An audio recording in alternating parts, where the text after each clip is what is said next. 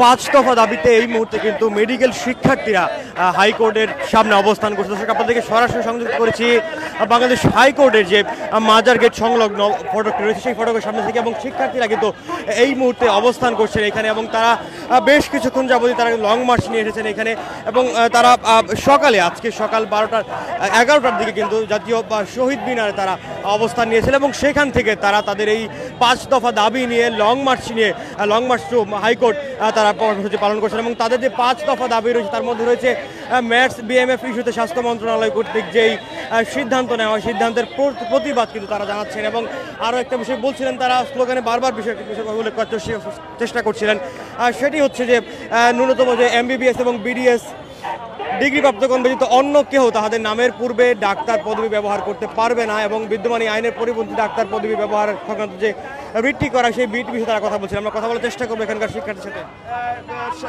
হচ্ছে ফ্যাসিস্ট সরকার BMDC registration mats এবং সেকমো তাদেরকে দেওয়া হচ্ছে, এবং হাইকোর্টে এই রায় প্রায় অনেক বছর যাবৎ আটকে আছে, এবং রায় বারবার আমাদের এখানে পিছানো হচ্ছে, এবং যাতে আজকে না পিছায় এবং এমবিবিএস এবং বিডিএস ছাড়া কেউ যাতে ডাক্তার পদবি ব্যবহার করতে না পারে, এ কারণে আমরা লং মার্চ টু হাইকোর্ট দেওয়া হয়েছে, এবং আমাদের ডাক্তার সমাজের আইন সুরক্ষা ব্যবস্থা নিশ্চিত করার জন্য, এবং প্রতি বছর যে হাজার হাজার ডাক্তার বের হচ্ছে এবং তাদের সঠিক পদায়নের জন্য আজকে আমরা এই লং মার্চ টু হাইকোর্টের জন্য আমরা শহীদ মেডিকেল কলেজ থেকে হাইকোর্টের দিকে আসা হচ্ছে। সকল মেডিকেল কলেজের সাথে একাগ্রতা প্রকাশ করে আমরা 23 তারিখ থেকে আমাদের যত একাডেমিক কার্যক্রম আছে সবকিছু আমরা বন্ধ করে দেওয়া হয়েছে, এবং এটা রায় আসা না পর্যন্ত বাংলাদেশের সকল মেডিকেল কলেজে একাডেমিক শাটডাউন ঘোষণা করা হবে, এবং ইন্টার্নরাও আমাদের সাথে একাগ্রতা প্রকাশ করে তারাও চিকিৎসা সেবার শাটডাউন করা হয়েছে। ধন্যবাদ। যেমনটি শুনছিলাম তারা তাদের দাবিটি নিয়ে কথা বলছিলেন, তারা যেমনটি বলছিলেন ঢাকার যে মেডিকেল কলেজগুলো রয়েছে সেখানকার শিক্ষার্থী যারা রয়েছেন তারা কিন্তু এই মুহূর্তে এই হাইকোর্ট মাজার প্রাঙ্গণের যে ফটকটি রয়েছে সেই ফটকের সামনে অবস্থান নিয়েছেন। এছাড়া কিন্তু পুলিশের সতর্ক অবস্থান লক্ষ্য করা যাচ্ছে, এবং পুলিশের কিন্তু শিক্ষার্থীরা যেন আসলে ভেতরে প্রবেশ করতে না পারেন সে লক্ষ্যে কিন্তু পুলিশ এখানে অবস্থান নিয়েছেন, এবং হাইকোর্ট মাজার যে গেটটি রয়েছে সেই মাজারের গেটের সামনে কিন্তু পুলিশ সতর্ক অবস্থান রয়েছেন।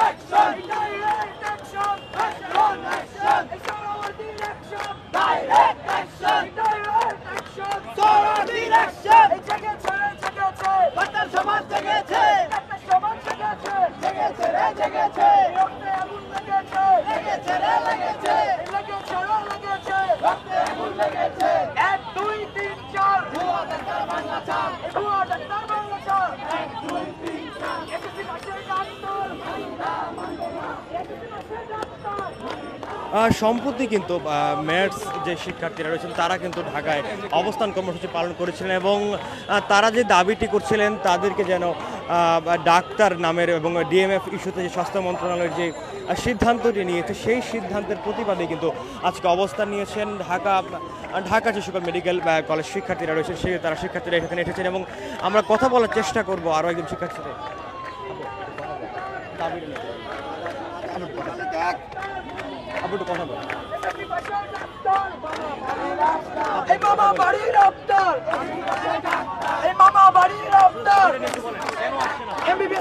আমাদের দাবি আদায়ের জন্য দাবিটা হচ্ছে ম্যাটস এবং ডিএমএফ যারা আছে তারা তাদের নামের আগে ডক্টর ইউজ করতে চায়। তো এটার জন্য 13 বছর আগে ওইটা রিড করছে তারা, কিন্তু এটা 92 বার এটা পিছিয়ে গেছে শুনানিটা। তো আজকে আমরা দেখি শুনানি হবে।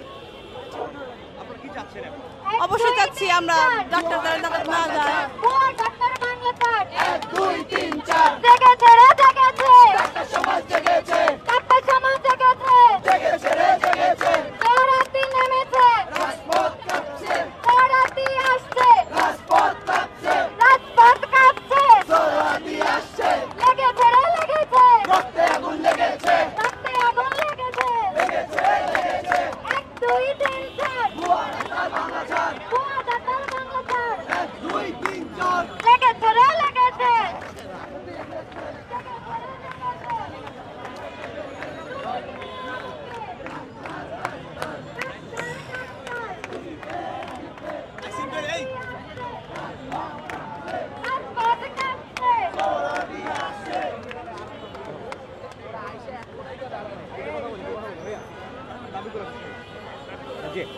দর্শক আমরা শুনবো আরো একজন শিক্ষার্থী কথা। আপনি একটু পরিচয় দেবেন, আপনি কোথা থেকে আসছেন? আচ্ছা, আমি হচ্ছে মোহাম্মদ রকিবুল ইসলাম শাওন। আমি হচ্ছে শহীদ সরোয়ার্দী মেডিকেল কলেজ থেকে আসছি। তো আমি হচ্ছে একজন পঞ্চম বর্ষের শিক্ষার্থী। এই বছর হচ্ছে আমি ফাইনাল ইয়ারে উঠছি, নতুন মানে 4th ইয়ার কমপ্লিট করলাম। জি, কোন দাবিতে এসেছেন? আচ্ছা, আমরা মূলত 5টা দাবি নিয়ে আসছি। তার মধ্যে 1 নম্বর দাবিটা হচ্ছে আমাদের বিএমডিসিতে বলা হয়েছে যে শুধুমাত্র এমবিবিএস এবং বিডিএস বাদ দিয়ে অন্য কেউ নামের আগে ডাক্তার লিখতে পারবে না। কিন্তু বর্তমানে আমরা দেখতে পারতেছি উপজেলা, জেলা পর্যায়ে বা যে কোনো জায়গায় দেখতে পারতেছি সাধারণত 6 মাস 1 বছর কোর্স করেও তারা নিজেদের নামে ডাক্তার লিখতেছে। এটা হচ্ছে প্রথম দাবি, যে তারা ডাক্তার লিখতে পারবে না। আমাদের শুধুমাত্র যারা এমবিবিএস করছে, বিডিএস করছে, তাদেরকে শুধুমাত্র ডাক্তার হওয়ার অধিকার রাখে। ঠিক আছে। তারপরে 2 নম্বর হচ্ছে আমাদের, সেটা হচ্ছে বিভিন্ন রকমের ড্রাগ আছে যেগুলো শুধুমাত্র একজন রেজিস্টার্ড ডাক্তারই প্রেসক্রাইব করতে পারবে। এইগুলো হচ্ছে অন্য কেউ প্রেসক্রাইব করতে পারবে না। কিন্তু আমরা দেখতেছি যে সাময়িক সুবিধার জন্য তারা হচ্ছে এইসব ড্রাগ হচ্ছে রোগীদেরকে প্রেসক্রাইব করতেছে এবং রোগীরা উপকৃত হচ্ছে, ঠিক আছে, কিন্তু লং টার্মে হচ্ছে এর একটা ইফেক্ট পড়তেছে। যেমন আমরা জানি যে অ্যান্টিবায়োটিক রেজিস্ট্যান্স সম্পর্কে আমরা জানি, এই ব্যাপারটা কিন্তু তৈরি হয়েছে শুধুমাত্র তাদের ভুল চিকিৎসা, অপচিকিৎসার জন্যই। কিন্তু এটার দায় কাদের কাছে পড়তেছে? ডাক্তারদের কাছে পড়তেছে। কিন্তু আসলে কিন্তু ডাক্তাররা এটা প্রেসক্রাইব করতেছে না, করতেছে কি ডিএমএফরা। কিন্তু এটা তো সাধারণ মানুষ জানতেছে না, এই জন্য হচ্ছে আমাদের এই রাজপথে আজকে নামতে হয়েছে। 3 নম্বর হচ্ছে বর্তমানে যে একটা ডাক্তার সংকট দেখা দিয়েছে, এই জন্য আমাদের দরকার কি একসাথে প্রায় 5 থেকে 10 হাজার পর্যন্ত ডাক্তার নিয়োগ করা, যাতে করে উপজেলা পর্যায়ে বা গ্রাম পর্যায়ে আমরা এমবিবিএস ডাক্তার পাইতে পারি এবং তাদের থেকে ভালো চিকিৎসা নিতে পারি। এটা 4 নম্বর হচ্ছে আমাদের ডাক্তার সুরক্ষা আইন, একটা মানে সরকার থেকে ডাক্তার সুরক্ষা আইন যেন প্রণয়ন করে। কারণ আমরা জানি যে বর্তমানে উন্নত যে দেশগুলো আছে সেখানে কিন্তু আপনি কোনো নিউজ পাবেন না যে ডাক্তারদের গায়ে হাত তোলা হচ্ছে। যদি ডাক্তার কোনো অপরাধ করা থাকে তার জন্য কিন্তু একটা সরকারি প্রসিডিউর আছে, ওই প্রসিডিউরের মধ্য দিয়ে গিয়ে আপনাকে হচ্ছে ডাক্তারের বিরুদ্ধে অ্যাকশন নিতে হবে। কিন্তু বর্তমানে ওটা দেখা যাচ্ছে না।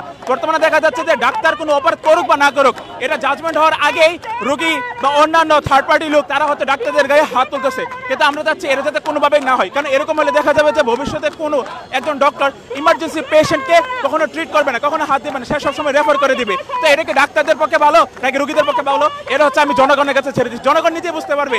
যদি আমরা ডাক্তারদের বিরুদ্ধে কথা বলি বা ডাক্তারদের সাথে মানে ডাক্তারদের পক্ষে যদি না সমর্থন যোগাই, যদি আমরা ডিএমএফদের কাছে যাই, সেক্ষেত্রে ভবিষ্যতে কিন্তু তারা নিজেরাই এফেক্টেড হবে, সেক্ষেত্রে ডাক্তারদের কোনো সমস্যা হবে না। আর আরেকটা কথা হচ্ছে যে অবৈধ যে মেডস আছে, তারপর হচ্ছে মেডিকেল অ্যাসিস্ট্যান্ট যে ট্রেনিং সেন্টারগুলো আছে, অবৈধ যে ক্লিনিকগুলো আছে, অবৈধ যে হাসপাতালগুলো আছে, সেগুলো যাতে বন্ধ করে দেওয়া হোক। এতে করে কি হয়, ডাক্তারদের বিরুদ্ধে একটা দুর্নামের একটা সুযোগ করে দেওয়া হয় যে এখান থেকে পাস করছে বা এই মেডস থেকে পাস করছে কিন্তু ঠিকভাবে সেবা দিতে পারে না। কিন্তু দেখা গেছে যে ওই মেডস বা ওই ক্লিনিক বা ওই হাসপাতাল আসলে অনুমোদনই পায়নি, তাদের সেরকম সরঞ্জাম নাই।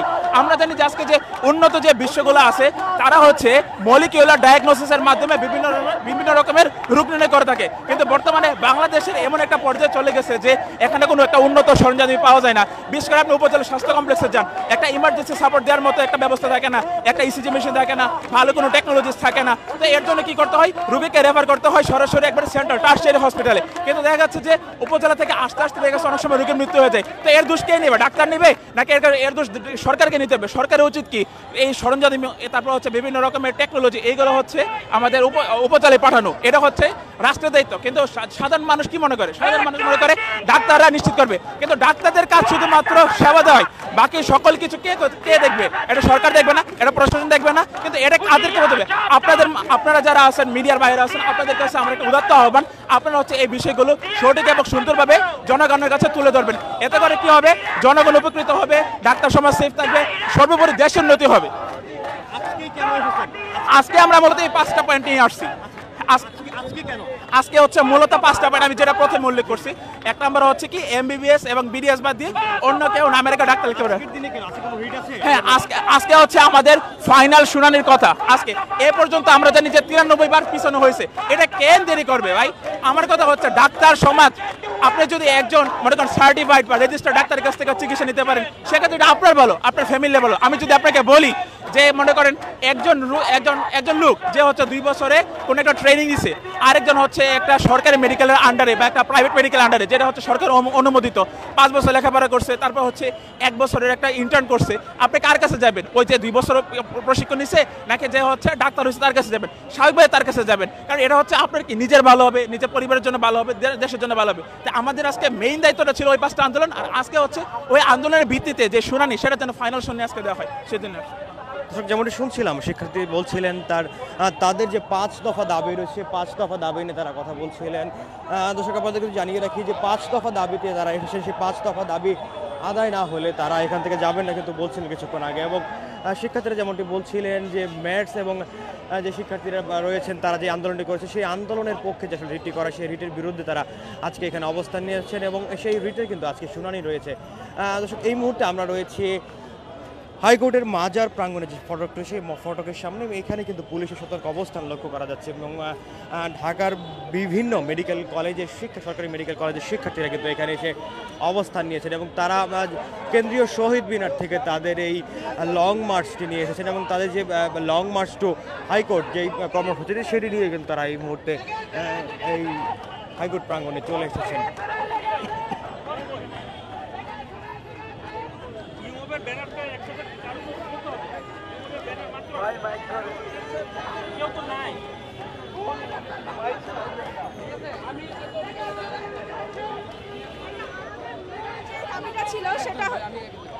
আমাদের মূল যে দাবিটা ছিল সেটা ছিল যে আমরা যারা এমবিবিএস এবং বিডিএস ধারী আছি তারা ব্যতীত কেউ নামের আগে ডাক্তার লাগাতে পারবে না। যারা ডিএমএফ ম্যাথস তারা আমাদের অ্যাসিস্ট্যান্ট বা ডাক্তারদের অ্যাসিস্ট্যান্ট তারা নামের আগে ডাক্তার লাগাতে পারবে না। এটা আমাদের মূল যে দাবি ছিল সেটা। এছাড়াও আমাদের আরও 4টা দাবি আছে, সেগুলো অতি সত্বর যাতে পূরণ করা হয় আমাদের দাবিগুলো, সেই জন্য আমরা আসছি। আজকে 92তম বারের মতো আমাদের রিটটাকে স্থগিত করা হয়েছে। তো আজকে আমরা চাই এই রিটের পূর্ণ নিষ্পত্তি হোক। আমরা আমাদের ডাক্তার যে পদবি তা ফিরে পেতে চাই, আর এটা শুধুমাত্র এমবিবিএস এবং বিডিএস ধারীদের একমাত্র অধিকার ডাক্তার নামটা ইউজ করা। ধন্যবাদ। যেমনটি শুনছিলাম যে তারা আজকে 92তম বারের মতো যেই শুনানিটি রয়েছে সেটি আজকে তাদের রায় চান এবং বিষয়টি আরেকটু তারা বলছিলেন যে ম্যাথসের শিক্ষার্থীরা তাদের নামের আগে যে ডাক্তার ব্যবহার করার জন্য আন্দোলন করেছেন সেই যে নির্দেশনা স্বাস্থ্য মন্ত্রণালয় থেকে দেওয়া সেইটিও তারা প্রতিবাদ জানিয়েছেন।